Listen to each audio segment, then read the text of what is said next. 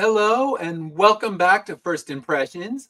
This is a show where my co-host Dash Hooper and I evaluate a new album each week with a few simple ground rules. First, it must be an album we've never heard before. Second, we're only allowed to play it once. After that, we rate it using a variety of categories. The album we're going to be looking at tonight is American Love Song, the 2019 album by Ryan Bingham. So Dash, how are you doing tonight? Oh, pretty good, pretty good. Looking forward to this episode tonight. Yeah. So we're gonna have plenty to say. This is you easing me into the world of country, not taking me full Yeah, country, but kind of country adjacent with his, it kind of his influences all over the map. If you listen to the album, I definitely. know it was streamed on Pops. If you're tuning in, Pops, you got to tell me what platform it streams on so people can check out that live stream and listen to the album beforehand. Some of them are easier than others, and I'm finding the frustration because a lot of them give you those digital download cards when you Yeah. buy the vinyl, and they're all friggin' expired, and it's making me mental because it's just like, all right, you give me a digital download, and then it's like, oh, this digital download is no longer Longer supported. available. It's like, you piece of crap, I still paid for the album, even if it's after your window. It should still give me that digital download because, I mean, you buy the album, you should get it. But this one actually did come with the digital download. It came with its little card. I'll kind of cover up the things, but you can see it came with its digital download card and it was still good. It doesn't have an expiration date. The only other Good. album that we've covered that gave me a valid, still working digital download code was Mr. Gnome. And Mr. No. that is, that they're an indie band and they never expire. And it's like, all right, why are the indie bands doing it better than the major labels? So, yeah. Right. Oh, so digital downloads should never expire. Yeah, because we have DVDs, Blu-rays we've bought. I go to type it in and it expires. I'm like, come on, that's bullshit. If you pay for physical media, because we're dinosaurs and we're probably always going to pay for physical media, let us have those digital download cards, especially for the movie ones, because that way we can stream it and not have to pull the disc out if you're on an airplane or something like that. So, yeah. Pops is saying it should have come with a money back guarantee. So, Pops letting his opinion Pops, be known. Pops didn't like this album. I got it's all Early, right, Pops. early spoiler alert, but hey, Pops, you can chime in. You can tell us as we're going through, like always, tell us if we're right, tell us if we're wrong, tell us if we have Kate Bushed this whole situation and we're absolutely wrong. We require 9 paragraphs. 8 paragraphs was the old limit. We want more. So Pilled is where you want to go. Pilled.net. Go to the Madness Comic Network, and before the show, barring show albums like Lady Gaga, where we were doing it days after it was released, you can't find that. You couldn't, at least at the time, find that anywhere for free on YouTube. So an album like that, you're kind of out of luck when it comes to listening to on Pilled. And plus, I don't know if Pops could have stomached it. I think that was the one album that would have broke him completely if we had to make him listen to Lady Gaga. So yeah, let's go ahead and let's talk a little bit about the history of this artist. So, as always, I do some minor internet research to find out about the artist that we're covering. So, the artist today, Ryan Bingham, let me pull it up. Sorry. Yacht Rock lives on. Yacht Rock Yeah. lives on. Yes. Yacht Rock lives on. It'll never die in this house. At least for one of the occupants. So yeah, there. Yacht Rock lives on. Just let it die. Let the boat sink. That's what I'm saying. But I digress. Let's talk about Ryan Bingham. He's an American singer-songwriter, guitarist, and actor. He's known for his unique blend of Americana, country, blues, and folk music. He was born March 31st, 1981 in Hobbs, New Mexico, but he grew up primarily in Texas, and he moved around a lot. And this is kind of heard in his lyrics and in his songs because he lived all throughout the Southwest United States when he was younger. So he spent much of his young life competing in rodeo events. He was a bull rider, and this also kind of influenced his music as a storyteller. And during this period, that's when he decided to pick up the guitar and start writing songs because he had so much inspiration from his rugged upbringing and his nomadic road on the life that it kind of lent itself perfectly to songwriting and to what he's creating. So his musical career, his big break came with his first studio album, Mescalito, and it was released in 2007 and produced by Mark Ford of the Black Crowes. Gosh, I am just twisting my words, so apologies. But it was produced by Mark Ford of the Black Crowes, and that's something interesting because when I listened to this, I don't know about you, Dash, but I could hear Black Crowes influences throughout. You got that kind of Southern rock influence, and I was expecting, because going in knowing nothing. You told me he was on Yellowstone, and that was all I knew about him. All I knew. So I was expecting kind of this deeper country, but when the first song started playing, I was like, okay, Black Crowes. And before I had done my research, I was thinking about the Black Crowes, and then when I started to research, realizing, okay, it was produced by one of the Black Crowes, you can absolutely hear that because it's got that kind of gritty Southern rock style going on. So the following album he released was Roadhouse Sun in 2009, and this just kind of started to build his reputation. And in 2009, his career skyrocketed when he co-wrote and performed The Weary Kind from the movie Crazy Heart starring Jeff Bridges. Now, I've never heard The Weary Kind. I've never seen Crazy Heart, but this actually earned him an Academy Award for Best Original Song. He got a Grammy for it, and this is where he is now on the map of country. He's on the map of kind of that Southern blues rock, and from there released multiple albums. He's even released albums past the one we're covering today, but the one that we're going to be talking about today was his 2019 album, American Love Song, but he also began acting on the show Yellowstone. So a lot of the singers you think that are actors and singers, they usually start in acting and branch into singing. He was the opposite. He was already an established singer-songwriter. He had already won his Academy Award before he went on to Yellowstone, and now he plays a ranch hand and a musician on the show. I only know that because of my research, because again, I haven't seen it. Although everyone tells me I need to watch the show, so it's one of those ones I probably need to eventually stream it. But I guess there's probably like 50 shows that I eventually need to stream. So maybe one day, who knows? Yeah, you need to watch it. I'll echo everybody else's sentiments. It's a really good show. Okay, so yeah, I will take your word because it's not like one or two people have said that. It is, he's been in this for many years, and people love it. People tell me, because wasn't Kevin Costner in it as well? Yeah, he was the main. He was the main Dutton. Okay. Kevin Costner, one of the. I can't ever think of his name. He played in. His dad just passed away. Hauser. He played in. Okay. Cole Hauser. Cole Hauser was in it as well. Okay. Yeah, and I knew that. I know he left the show. I know now there's even a prequel show with Harrison Ford. So I mean, it's a phenomenon. Two prequel shows. Oh, right. Wow.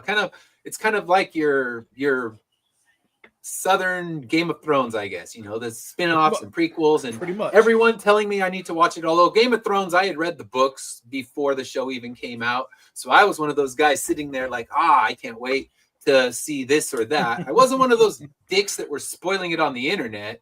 Anytime someone would be like, oh my gosh, I can't, this is so crazy, they talk about something in the show, then some asshole would post, oh, well, here's everything that's going to happen because they read the books. Congratulations. You got to be a jerk and spoil it for the rest. But in the end, the books ran out and no one knew what was going to happen. So even the book jerks couldn't know what was going to happen. But of course, they just got to piss and moan about it. But that's a different subject for a different day. And our first and maybe our last tangent, but our first. We'll just call it our first.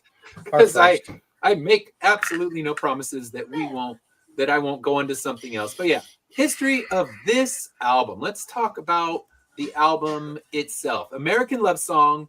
It was his 6th studio album, released February 15th, 2019. And like we were talking about, it has Americana, it's got blues, it's got country, it's got rock. It is all over the map. it has his storytelling style. And this one was produced by Charlie Sexton, and he was a guitarist who was known for his work with Bob Dylan. So Charlie Sexton had worked as a guitarist with Bob Dylan. I don't know if he still does, because Bob Dylan, I mean, he still tours. I don't know if he still records, because I don't know if he honestly, still records or not. I know a lot of the artists of that era, they don't really record anymore, but he could. I mean, he could very well. So if you know Bob Dylan is still recording albums, if he's recorded anything recently, drop a comment down below, because this is one of those ones where I just don't really know. I could research it more. If someone throws a Bob Dylan album in the request list, please don't. Then I will research it further. I can answer those things for you properly. But at the moment, I don't know. I just know he is still out there. He is still touring and still active. So, I mean, that's great. Do your thing. So, this one came out after his album Fear and Saturday Night, which came out in 2015. So, this was actually a 4-year gap between albums. And it was his look at what he thought of America. Because American love song, you think it's going to be, ballads and I love my wife, I love, whoever, but it's more his look at what he believes is going on in America. So he's talking about the complexities of America. He's talking about inequality, political unrest, all kinds of things that we're experiencing in 2019. And it's pre-COVID. So I was like, dude, you don't even know. Shit's about to really get worse. So however bad you think, guess what? You're wrong. It can always get worse. But it's his love song to America, looking at the good, the bad, and the ugly of the realities of life in the country. And we're not a political show, so we're not going to delve into any of that. But this is what, when he recorded it, what he was kind of looking at it as a concept album that's discussing everything that's going on in America. And some of it's, fictional narrative stories. And some of it is more just, directly coming at different people that were in power, different issues that we would have seen all over the news at the time. But again, we're not here to discuss that. But you can hear it's got nice, crisp production. It has a lot of different musical styles in it. And if you got a chance to listen to it on Pilled, you'll kind of know what's going on, and you can discuss if you listen to it and you have any feelings about it. Definitely let us know as we're going through the show. So now the reviews. I dug into this one. It seems like we kind of have a sweet spot on Metacritic of like 80 to 85. And this one, 83 on Metacritic. So it's general. That means it's just generally positive. Most people enjoyed it. It got praised for its honesty. It got praised for its musical diversity. The socially conscious themes were what some of the critics enjoyed. One of the things that did get criticized was that this is a double album. And we talked about it even when we were dealing with Songs in the Key of Life, one of the best albums of all time. Double albums always have bloat. There's no such thing as a perfect double album. Maybe there is. Tell me if I'm wrong. Drop it in the comments. But most double albums you listen to, even your favorites, have those skip songs. And that was what they talked about, was that it was just a little bit too bloated, where removing a few songs could have strengthened the album.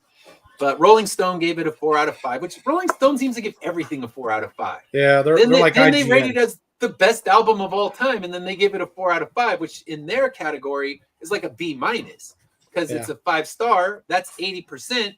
That's that on the cusp of being a C plus album. And then like Portishead that we talked about last week, they go and move it into what they call their greatest albums of all time, of the 500 greatest albums of all time. And I guess the majority of those probably received 4 stars. So Rolling Stone loves throwing the 4 stars as thing. So yeah, most of the critics gave it strong reviews between 80 and 90. You didn't see any like perfect scores, like the 10 out of 10, 5-star.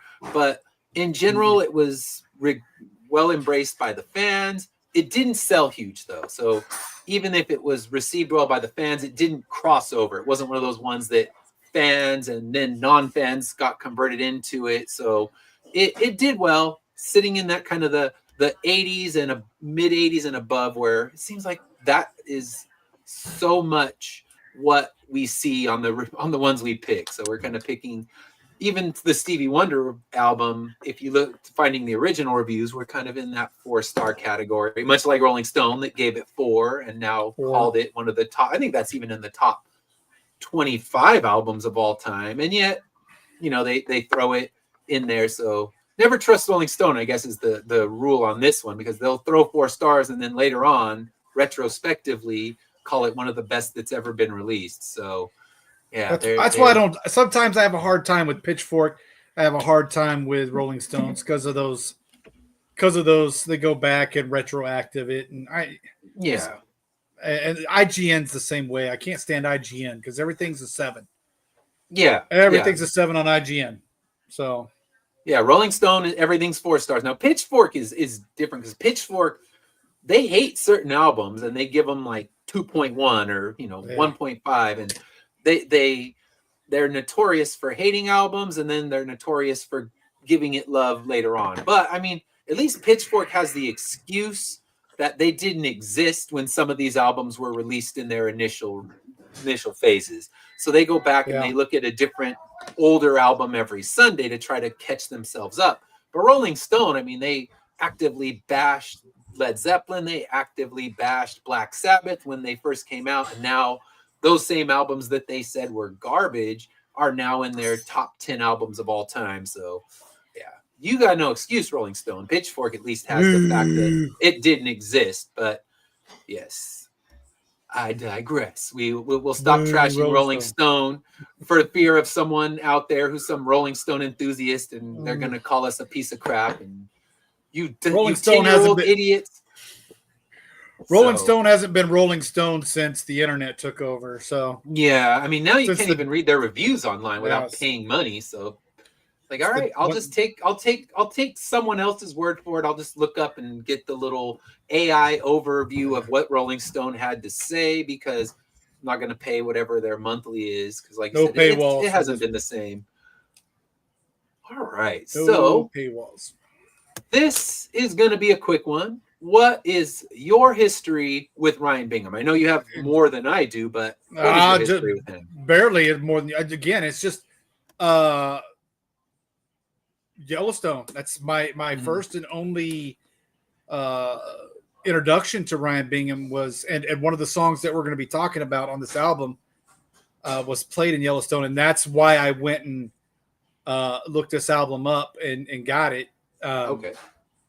My history with him, I mean, I think he's a great actor on the show. I mean, is he going to, I don't know if he's going to go out and win the EGOT and all that stuff, but, he's already got the Grammy, so I don't know if he's going to get the Emmy or the, he's got the Grammy. He's got the Grammy and the Oscar. I don't know if he'll get a Tony. He might. Maybe he can get the Emmy for a song, like best song on the show. But the Tony's the tricky one, unless he does like a one-man Broadway, show, acoustic, guitar thing like Bruce Springsteen did. So there's the way to sneak attack the Tony if he needs it for the EGOT. But I just, the only history I have with him is just Yellowstone itself. He plays a pretty good character on there, and I just heard I heard a song that was in there, and I was like, who sings that? Come to find out it was him. So I went and got the album, and here we are. Sorry, so Pops. What is the song from Yellowstone? Wolves. Okay. On the album, and it's played a couple of times, I think, in the show. A lot of his songs from all of his albums are played in it. But when I first heard Wolves, that was the song that made me want to go pick up this album. Okay, yeah, and I can see why that one made my list on songs that I enjoyed. Spoiler alerts, but.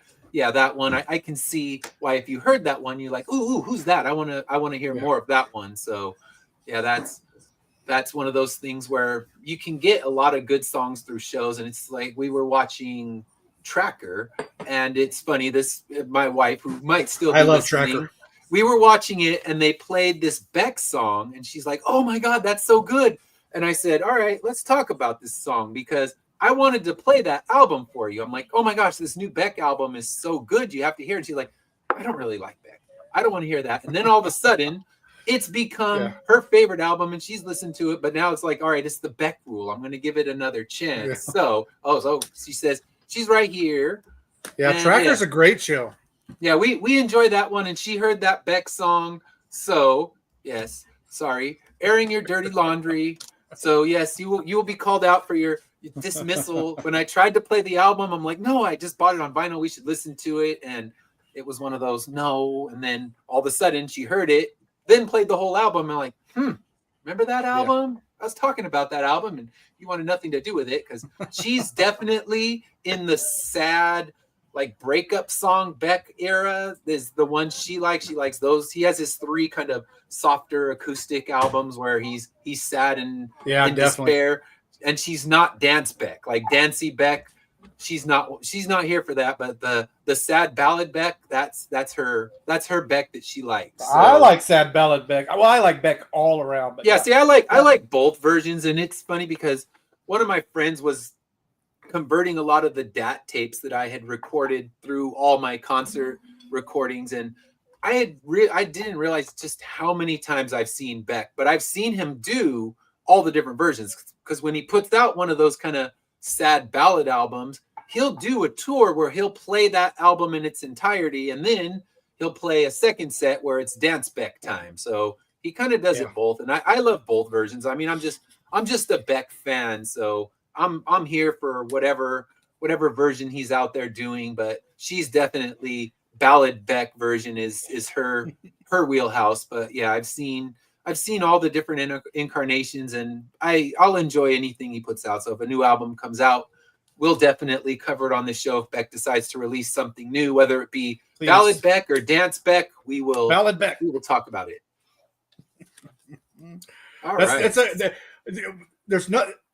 It never fails. No matter whenever we do this show, you always give me something new to. So from now on, it will be ballad. I'm going to go do ballad Beck. Today.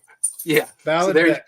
The new term has come out, so it's ballad Beck or dance Beck. You get one of the two, because really he doesn't mix them on the albums. If he's doing a dancier, upbeat album, there's no sneak attack ballads in there. It's like nope, it's all the same. And if it's ballad Beck, there's no sneaking a dance number on there. It's like, nope, he stays in one lane when he puts his albums out. So yes, Here we go. Our new one for the day, ballad Beck and dance Beck. All right. So yeah, my history is 0. I knew he was on Yellowstone because you told me he was on Yellowstone.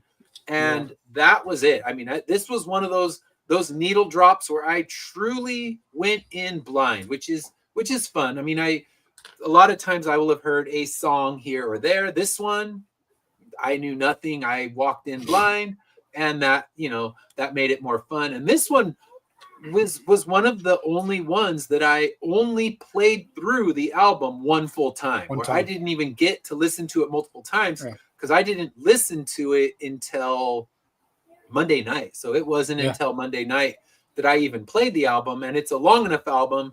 I played isolated songs here and there to make sure, okay, do I actually despise this song? Yes. Do I actually like this song? Yes, but not a full run through of the album. And I did give it the run test, like I always have to give every album we do, and it did pass the run test. So I'll give it that much. Like I was able to run, but my run test was yesterday. Like yesterday, I was doing an evening run. I had just finished coaching the track team and went out for my run. I'm like, all right, I'm gonna give it the headphone test, and especially how the album starts, it works with the running test well, because it's it starts with those upbeat, rockier numbers, and it definitely didn't live without skips, where like the ones that I didn't listen and enjoy on the couch, they were also run skips. So yeah, it was one of those things where it passed the run test, especially the first 3 songs have such good tempo that you can get your miles in with them. So there you go. If Fish is listening, this album will also miraculously get you out there and running. So yes, at least the first 3 songs. Although I don't know. I think I probably finished the album. I don't remember yesterday with my skips, but yeah. it like so many runs with albums, the songs just become white noise, and I don't know what's going on. I'm just like, how many damn miles have I committed to? I'm this far from my house. I have to keep going, damn it. So I'm not thinking about Ryan Bingham anymore. Thinking about the 4 or 5 miles to get back to my house and feeling grumpy about that. So I guess it became white noise, and some albums never become white noise. They just like, all right, that album's annoying me so much, I can't keep listening to it, where it just kind of Yep. turned into the background, and that's perfectly fine. So it survives the run test. All right. So overall thoughts. What were your overall thoughts with this album?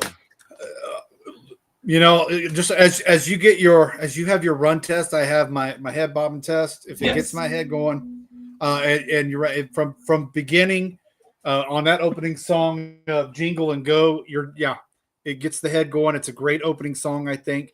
I feel I'm gonna agree with some of the critics on this, and I think the double album was a little too much, though. I think it's got bloat for sure. Yeah, this could have been 2 different albums for sure.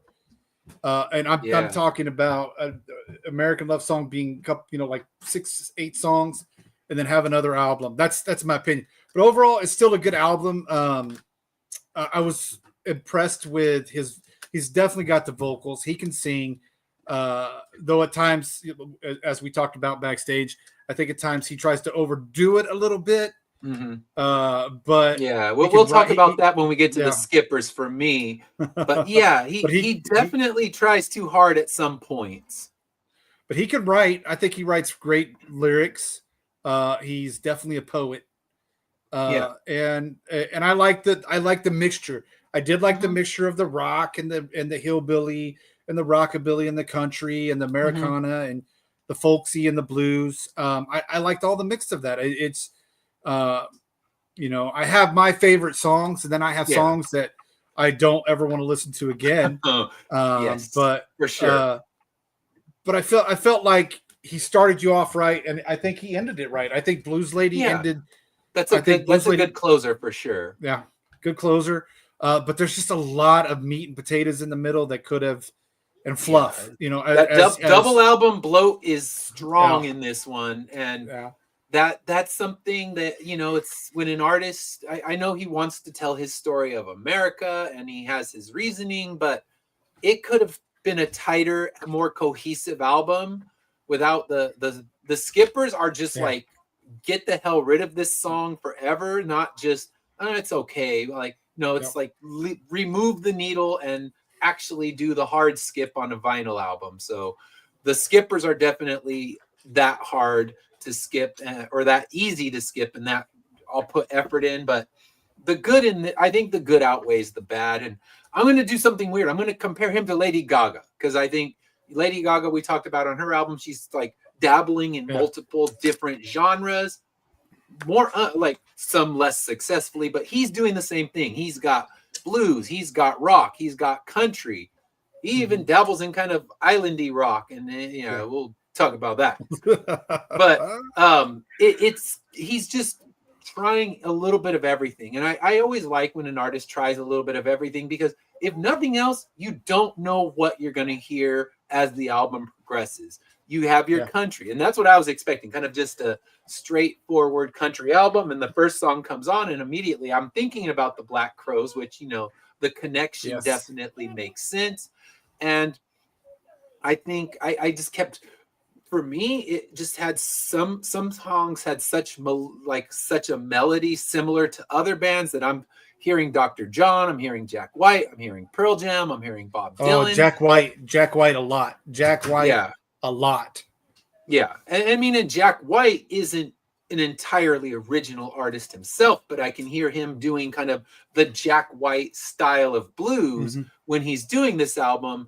And I even started hearing the Walkmen, because Hamilton Lighthouser, the singer of the Walkmen, he's like, their voices are very similar in that kind of scratchy. The Hamilton Lighthousers is just a little bit higher, and his is a little bit lower. But all of a sudden, I'm just like, what does this sound like? Oh my gosh, what does this sound like? So I spent a lot of time thinking that. But he has a strong prowess in all the different genres he's dabbling in. But man, the bloat, the fluff, the over the overfilled nature of a double album is big in here, but I think it's, it's a fun ride overall, and that's kind of what we're looking for. So I enjoyed what I listened to. I think, yeah, when we talk about it, there's definitely some that can be gone, but yeah, overall, I enjoyed it, and it was different than I was expecting. Like I said, I was expecting you to just throw me in the deep end of country music. Like, all right, here you No, go. I know. Are you taking me slowly? I will never ever throw anybody off the deep end into the country music. You gotta kind of, and especially a lot. I mean, if we do that, it's going to go back to the '90s and the '70s, '80s, '90s country. Yeah, A lot of the country today is just pop for me. For jangle me, pop. anyways. Yeah, Yeah, jingle, it is. jingle and pop.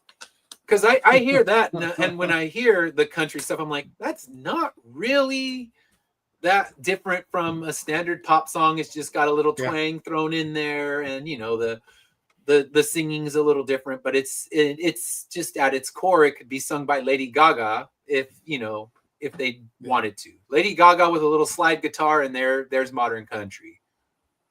But see, right. I like we talked about with Lady Gaga. I love that country album she did for The Star Is Born, and yeah, it's so good.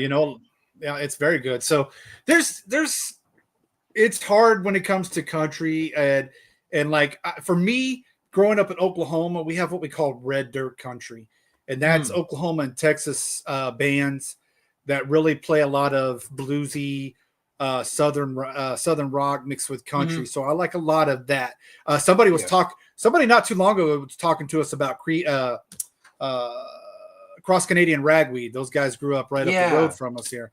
So that's the kind of that is kind of the stuff that I listen to. A lot of bands like that, and then I go back to old country. I'm sitting here getting ready to turn 52 this year, so a lot of the country I grew up on doesn't play anymore. But I really did. I'm right along with a lot of the critics on this. I'm probably right at about a B, sitting about an 80%. Where so right where Metacritic falls, you're kind of in the same place. Yeah, I'm kind of right there in the same place with Meta. That makes sense. Yeah, I think I'm right there with you as well. If I was to throw a star rating, it's we've had our 5-star albums. This is more in the 4-star, and that means all right. It's not terrible. It's it's listenable, and even a 3-star. All right, there's your C. I guess although technically a 3-star is 60%, so that's kind of a low end rating. But Rolling Stone gives a lot of 3-star reviews to great albums and 4-star reviews. But that's back to our Rolling Stone feelings. But the way I always do it, like with my books, if I give a book a 3-star, that means I'm recommending it. If it's anything below a 3-star, I don't recommend it. This is about a 3.754. Yeah. Now you're going Pitchfork style with the decimals. I am going with decimals because there are going straight to Pitchfork. Yeah, there are some things on this album. Decimals. There are some things on this album that will, shy people away, and we're not going to get into that. We discussed it backstage, and I won't get into more of that. But there's some stuff that will shy people away, and that's okay. Either way, but overall, I'm right there with you. It's a listen to, but there's a lot of skippers. Yeah, and I mean it's to not discuss where they fall. It's overtly political, and that is going to alienate one side. Basically, one side of the country is going to get pissed off by it. One side of the country is going to be like, "You go, sir." And where we fall, that's not what this show's about. But it will absolutely alienate half the country, and that's if you want to go full political, that's the risk you take. And that going in, if you know where he falls, and you can type in a few words and like what is Ryan Bingham's political feelings, and you'll find out. But like I said, we're here to not really delve into that. If Rage Against the Machine miraculously gets back together and covers a new album, we'll happily talk about their politics, because they don't just let you know those politics, they scream them in your face. They scream it. So it's like, Rage Against the Machine is not going to be voting right, for the right. Yeah. So we know that. I do everything in my power to judge the artist and the novelist or the art, you know, the comic book. I judge them by the art that they give me. Mm-hmm. And so I just say that go into this album with that, because you're going to pick up on a lot of things that this man that Ryan Bingham does really well. Mm-hmm. Yeah, I mean, the musical chameleon's not an insult. I mean, he's all over the map. Lady Gaga tried to be all over the map. I would say about half of the album that when she did it was successful. The other half, you're just shaking your head like, did you even listen to this genre? Is it like, are you like one of those those DC writers during the Snyder era that's like, did you read that comic? Yeah. Do you even know what a comic is, or did you just decide to write this when you saw the pictures? So yeah. It's one of those things where done wrong, it becomes, you know, a cheap bar band and nothing better. But he's definitely elevated above that. So let's dig into our best songs. What was one of your favorites on this one? Oh man, Wolves. I love Wolves. I love Wolves with a passion. I like Nothing Holds Me Down. And you and I differ on the. I think you and I differ on this one. I just like the title, and I like the words, and it's Goddamn Blues. I could sit there and play that over and over again just to hear him say Goddamn Blues. But you know, I'll have my words about that later. More on that one later. From me at least. But yeah, there's some, you know, Wolves is the one, like I said, if I when I watched Yellowstone, that is the song that drew me to this album, drew me to this album. And it's just a good song. It's just written I well. had that on my list as well. Oh man. I love the acoustic stuff. That's kind of my favorite kind of, you know, country or country adjacent. Haunting. That kind of Haunting. Acoustic. Yeah, and that one, I mean, knowing nothing, literally zero going in, that was one of the songs that I highlighted as a top song on the album. So I'm definitely with you on that one. It's a really good acoustic number. I love Beautiful and Kind. And for me, beautiful. You call this something different, but I say that's dirt road country, because I grew up in the high desert, which is in Southern California. And when I was in the high desert, it was all dirt roads. The only paved road was the highway, and everything was dirt roads. And when I hear a song like Beautiful and Kind, it makes me think of driving down those dirt roads, because the only radio station that would have been out there would have been like a news station or country stations, and maybe a classic rock station. And if we're driving down a dirt road, or I hear a song like this, it just makes me think of like that desolate dirt road, dust kicking up around you. And that's when I hear that, I'm like, that's my kind of country. Like, I have a very narrow knowledge of country in any capacity, but when I hear that kind of country, I'm like, all right, that's like dirt road when I'm, you know, 8 years old, driving in, you know, my dad's pickup truck down these, you know, endless dirt roads of the desert. That's what I think about. And yeah, it's you know, you hear the song and it's, you know, this sad reflection of what's going on in the world around him. But that's when I hear that, as soon as it started, I'm like, oh, that's it. This is my jam right here. So I loved that one. Wolves, yeah, I loved that one. And then I also really liked Stones. It was, you know, that ballad about loss, and it had a good build to it. Just kind of had that subtle build as it was going along. You had these background singers in it that weren't over singing. They weren't coming in and just like belting out a gospel choir, but they were just enough in the background to bring a little more power to the song, to the lyrics. And that was another one that I put down as you know, one of my favorites. And yeah, Wolves, I put it's a less dirt road vibe, but still, you know, still strong and still just kind of hits you with those lyrics. So yeah, I'm definitely with you in that one. So any other songs that stood out to you before we move on to our favorite lyrics? You picked up the other ones that I had. You know, just Stones is so good. I like Pontiac too. I kind of like Pontiac. It's not like going to go out and be the greatest song ever for a lot of people, but I just thought Pontiac was a great, you know, driving song. And yeah, you know, now that car, one, so that one gives me different vibes. That one gave me vibes like all right, my dad's telling me to wait in the truck for a few minutes when he runs out into the bar, and that's what I'm going to hear blasting outside of that bar. So I'm like, Yeah, man, that's when the dirt truck, when the dirt road music gets turned off and you hear it blasting out, because that had that vibe going on for me. So yeah, it's funny how you can hear it and it kind of transports you to different places, and that one's definitely got that, bar right off the country that's a road bar. vibe. Yeah, yeah. So That's yeah, Roadhouse. That's yeah, Roadhouse music right exactly. there. Yep. Yeah, so it's your roadhouse music. After we've traveled down the dirt road playing our first jam, now we've stopped on the dirt road for the quick roadhouse run, and yeah, that's what I'm Perfect. hearing coming out of that one. So yeah, I mean, Yeah. I enjoyed that as well. I'm with you. So, what are some lyrics that stood out? Oh, Wolves again. I can't talk enough Mm-hmm. about Wolves. The howling moon would cry. I'd sleep the sun away. I was just a child.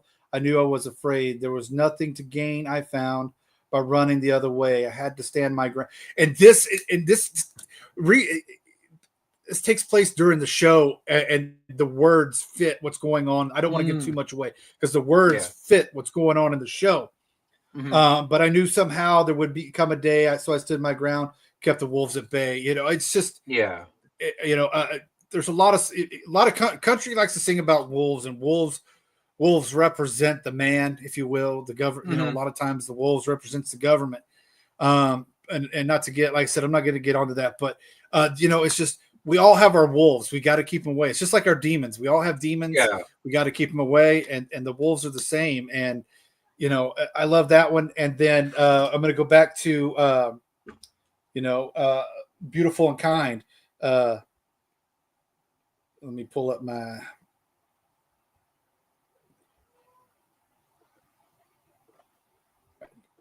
notes here, all in Okay.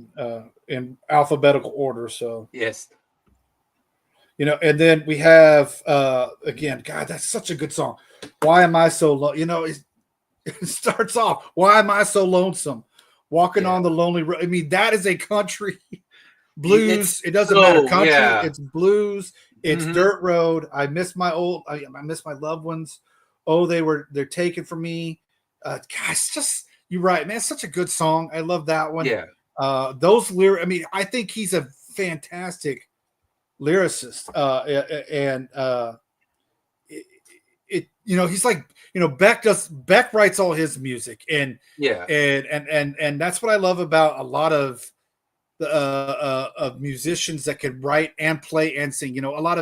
A lot of country singers write their own stuff, but a lot of country singers have songwriters, and the Yeah. songwriters are just songwriters, and they don't sing. But No. that's what I appreciate about we've done that with a lot of artists lately, that they Mm-hmm. write and sing, and I love that. Yeah. And I'm glad that that's been some of the albums that we've listened to, because you get to Yeah. appreciate it for everything that they do. Mm-hmm. And I just think I think he's a great lyricist, and he's a poet. Yeah. And yeah, those two are the ones that really.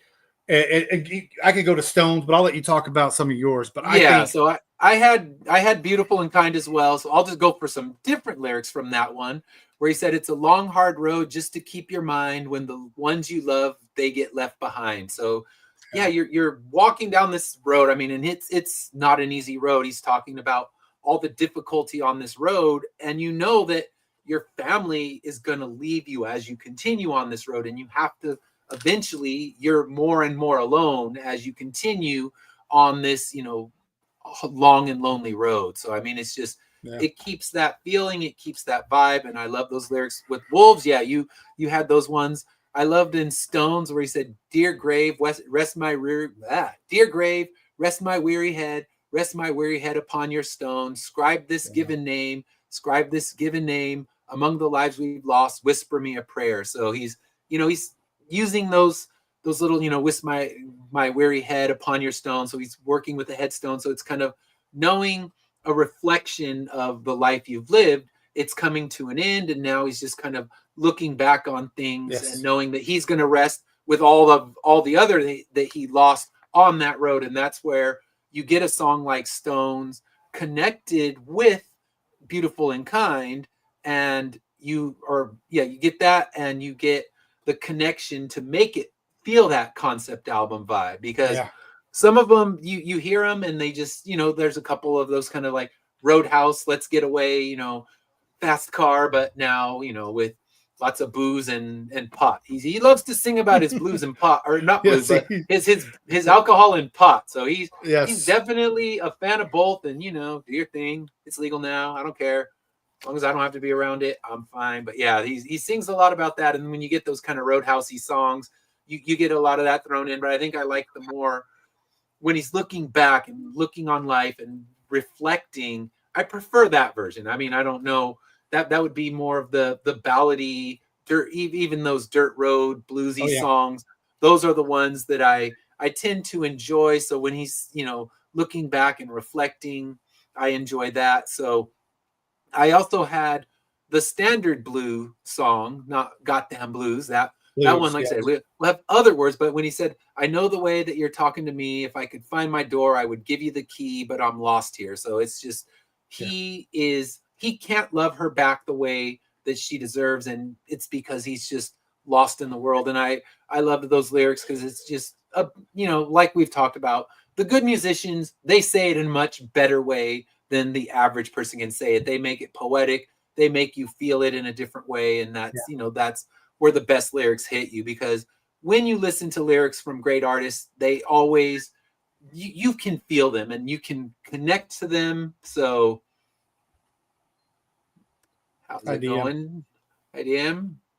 Hopefully we're going to have him back on the show soon. So yeah, we'll talk to him more later. But yeah, just when these artists, they make you feel what they're feeling, even if you've never met them. That's why so many people will go up to artists and be like, oh my gosh, you saved my life, because these lyrics can resonate and connect so deeply with them that, that you will feel like you're best friends, because like we're connecting on the same emotions. And this album has a lot of songs like that. Like, all right, when you get to those kind of roadhousey songs, like, yep, not my life.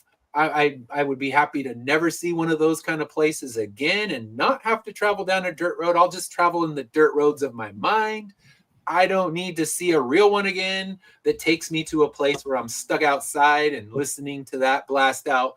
But a song like the more, reflective ones, those are ones where you're just like, all right, I feel all of this. And, kind of like when we going back to our first show with Robert Smith, and it's like, all right, we connect with these lyrics in different ways than, the 16-year-old goth kid, because he's lived a fuller life. We've lived longer and we can connect. And that's what I think, even though Ryan Bingham is younger than we are, you can still look at, he's had a life where he's had a lot of turmoil. I'm sure he's lost people, and you can always connect with that. And that's one of those ones, whether you're 16 or 60, you can connect with that loss and that feeling that you're looking back on the life that you've lived, and are you satisfied? So yeah, I love that in there. Yeah, that's what I love about this. I think you nailed it right on the spot. There's a lot of songs where you can just, you visualize that. Like we've listened to albums and I can't, but with this album, especially with Wolves and with even Pontiac, there's lots of songs that I can sit there and visualize myself in it and see the picture of what he's singing of. And I love that about this album. Yeah. Agreed. So now, what are we going to skip? What are your skip songs? I know we both have a few, and we have our reasons. Let's go ahead and skip Situation Station. Gone. Get it off the album. Not that I dislike the song. Time for My Mind. It's all right, but I mean, I can skip it. It doesn't go here or there for me on that one. Yeah, for me, I'm skipping that one as well. But my reason is, as soon as I heard it, it automatically made me think of a Jimmy Buffett song. And if you know me, that is the lowest bar of music. I just detest that music. And it's, it's more from my own childhood and growing up and how I was overexposed to Jimmy Buffett. But I don't think even if I weren't overexposed that I would like it. So I was just waiting, like, all right, this is so Jimmy Buffett. Where are the steel drums? I'm waiting for the steel drums. And then it's gone full Jimmy Buffett. But even so, it's just like, I tried to listen to it again today. Like, all right, was I too harsh? Because like I said, this was one of the ones where I truly didn't get a lot of listens. I got one part of it on my run yesterday, and yeah, I re-listened to it. I'm like, nope, still don't like it. Still waiting for the steel drums. Hard pass or easy pass. Like let's not have to hear this one again. So I'm with you on that one, just for different reasons. I mean, in the end, it's just mediocre. Lover Girl is mediocre. There's nothing special. You're just especially when you started out with the first 3 songs that were really rocking it, and then you go into Lover Girl and just like, it just felt out of place. It's not a bad song, but it felt out of place. I would probably, instead of skipping, I would have moved it in with the get it down there in the ballad area where we're listening to Wolves and things like that. But yeah, Situation Station, Time for My Mind, those are the ones that I would definitely just like skip all the way and never listen to. I would have no problem not listening to them.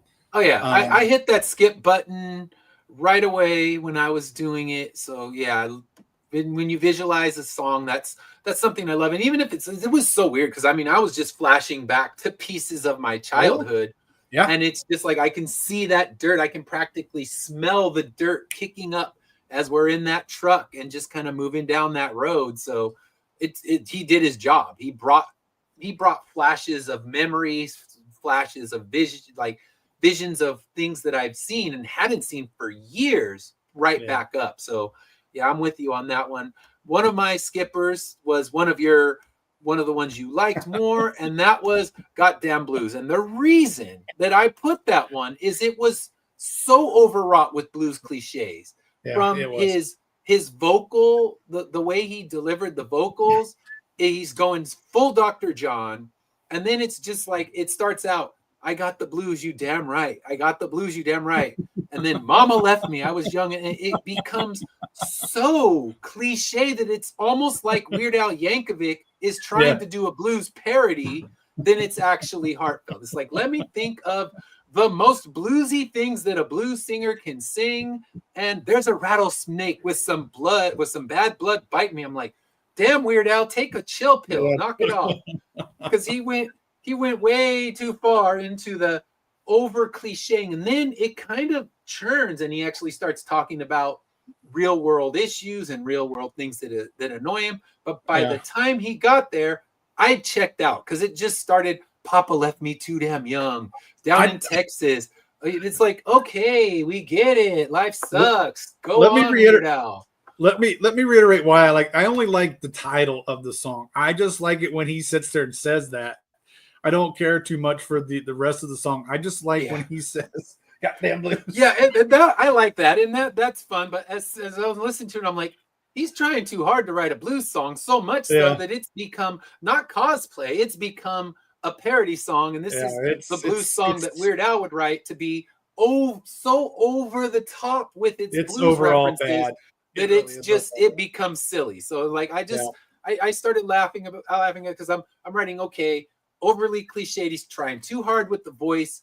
Then I'm like, okay, now he's trying too hard with the lyrics. Now it's become a Weird Al song. If Weird Al wants to sing the blues, and it took it too far. But yeah, I mean, I can see. I like when he does that. Yeah, the goddamn blues and kind of turns it into something else. But yeah. That's funny. Yes, that's perfect. That's a perfect. The description is right on. Perfect description. Yeah. So for me, the other one, I wouldn't call it a skip song. I'm trying to get to that. So it was the What Would I've Become? Yes. To me, it was it was like a mediocre Tom Petty song. Yeah. And I'm hearing that, and I was like, okay. And I wrote my exact notes is, I don't love this, I don't hate it. Revenge of the Mego. So there he is. Once again, the Mego returns. I got more of a George Harris when George Harrison was there at that late 80s. George Harrison is I can hear that too. And George Harrison was probably riffing a little bit of Tom Petty in that era as well. But because I mean, then they end up going to Traveling Wilburys together, and you get that. It just had that kind of like, that's this the vibe. Tom Petty's a pretty good bottom album Tom Petty song Because if Tom Petty recorded it, it would have been more elevated, but it wouldn't have been one of his top tiers. I was, Mego returns. He might show up on any album. Didn't last week, because last week was one of our no skip albums. We have those ones. But yes, the Mego, he's always Mego here in my house especially. So yes, that song was my Mego song, because it wasn't quite skippable, but yeah, just the Mego returns for his cameo appearance. I could live without it though. I mean, if it played, I wouldn't turn it, but I'm not going to go get into it either. Yeah, it's not one that I need to lift the needle to move from, but it's, if it's on my Spotify, it's, press that skip button. Let's keep moving. It's just the way you listen to an album makes some skips much more difficult to do. So yeah, it's not like I'm not gonna lift the needle and try to find that groove to the the between song groove, because then you end up playing like the last 3 seconds of that song. Then the first, you're 3 seconds too far. I've never mastered the art of a good needle skip. My dad, he could do it like with perfection. I've never mastered that, and that's why that's too a lifetime lazy. of playing. That's a lifetime of playing those records, and a lifetime of knowing the groove and knowing where you. That's a lifetime of that. Yeah, I guess because he grew up with nothing but vinyl. I grew up with vinyl, but then it moved to CD, and vinyl kind of went out. So I guess maybe when I was a kid, I was better at it, but now I'm not great. And it's like, play a little bit of this, play a little bit of that. Then finally you get to it. It's like, that's more effort than I want to put in, unless I truly despise the song. And that one is not on the level of those ones that I want to despise. So I would have to say, the skippers, even I don't even know if the skippers on this album I dislike enough to put the effort in, because like 3 minutes from now it'll be over, and it's not like, okay, it's a prog rock 16-minute song, like I'm gonna have to go after this one. But we're not dealing with prog rock, or I guess like Jethro Tull's Thick as a Brick. It's one track, you're stuck with it, there's no skipping on it. It's like you will listen to all of it, because that's the only way you can actually listen to it. So all right, so this takes us to what should be pretty easy, I guess, with what we've talked about and how we've talked. We kind of know where we're going to fall on this one, but we're going to keep this one, or are we going to return it to the used bin? I'll keep it, but it's way on the back burner. When I'm feeling in the mood for some Wolves or something like that, I'll throw it on, or especially those songs that I like, I'll throw it on. But I'm not gonna. It's not a everyday, or it's like once a year I'll throw it on probably. And I would be in the same place. It's like it's not returnable. It's not where I listen to it and say, okay, I want it gone. We know Pops wants his money back, but luckily we paid for it and not you, so you can request my money back. But the record store industry, they don't want to take anything back right now. Like, keep your damn album, you paid for it. but hey, at least he gave us the download code, and it's still valid, so I'll give him that much. But I mean, it's something I don't know how often I'll reach for it.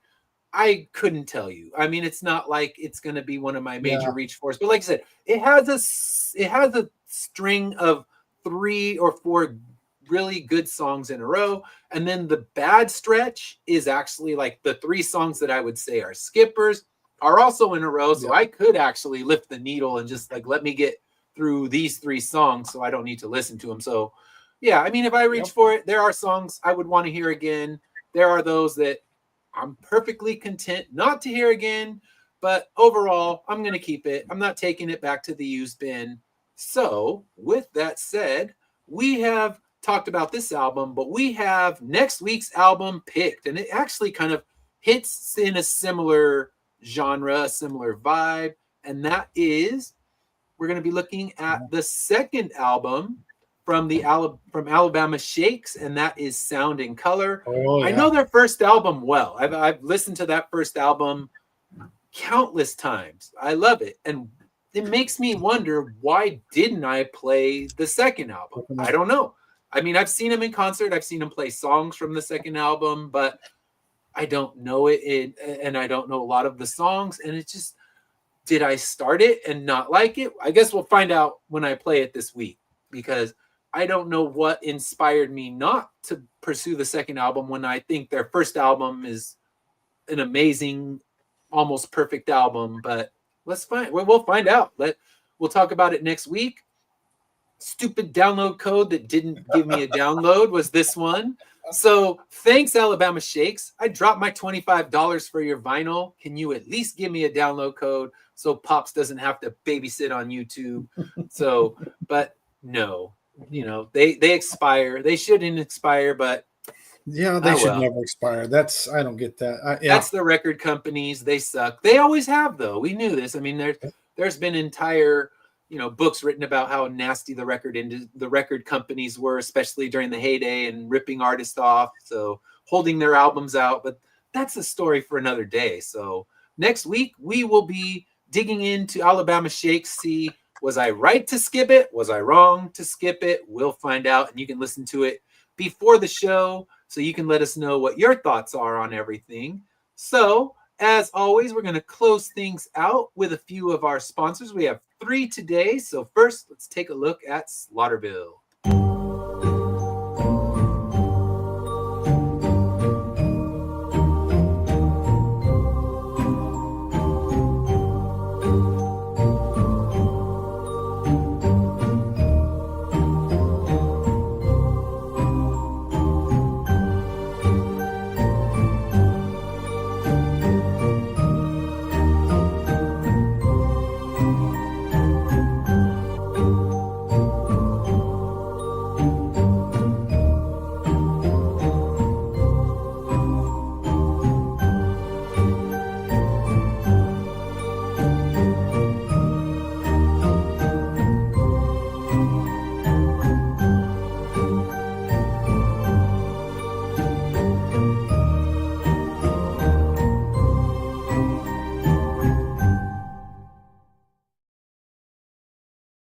All right, coming in May, so getting closer. Let's check out our next sponsor. Here we go.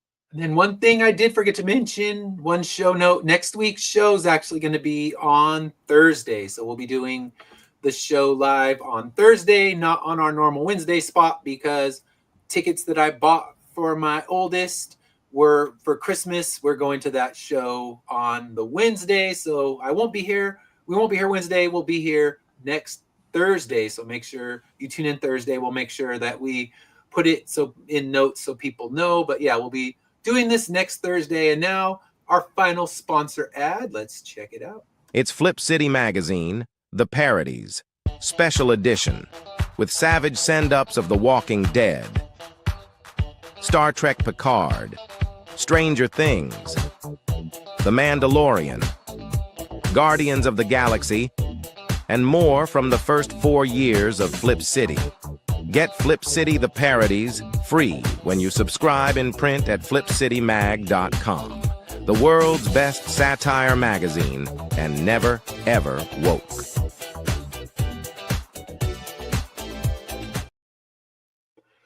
All right, so thank you for tuning in. We will see you next Thursday talking about the Alabama Shakes album. And if you want to tune in on Saturday, I'll be doing a walkthrough of WonderCon. I'll be there all weekend. So if you are in the Southern California area, stop by my booth, say hi. Finish Line Comics will be there, and we'll be doing a tour Saturday morning. And until next week, have a great weekend. Have a great week. Bye, guys.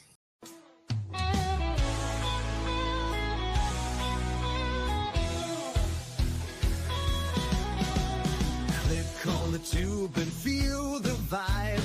Every show you crave right here live. Heroes and villains clash in the night. Madness Comic Network sets it right. Scroll through the list, find what you need. Epic battles and fast-paced speed. From capes to cosmic space delight. Tune in and watch your favorites ignite. On Facebook, share the thrill so grand. On X, the buzz across the land. Madness Comic Network all around. In every episode, joy is found.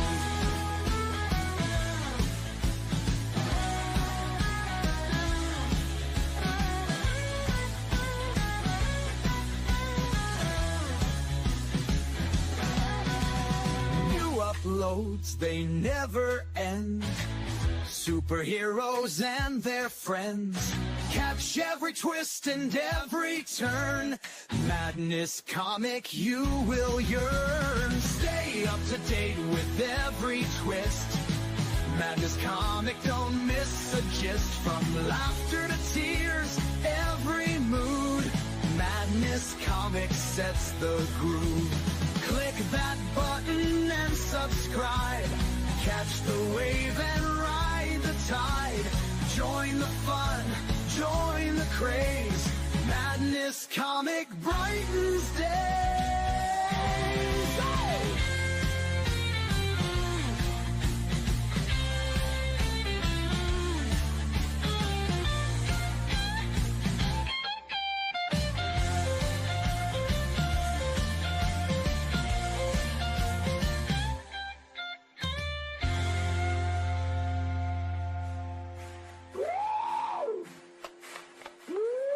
New uploads, they never end.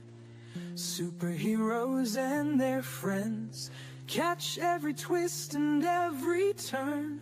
Madness Comic, you will yearn. Stay up to date with every twist.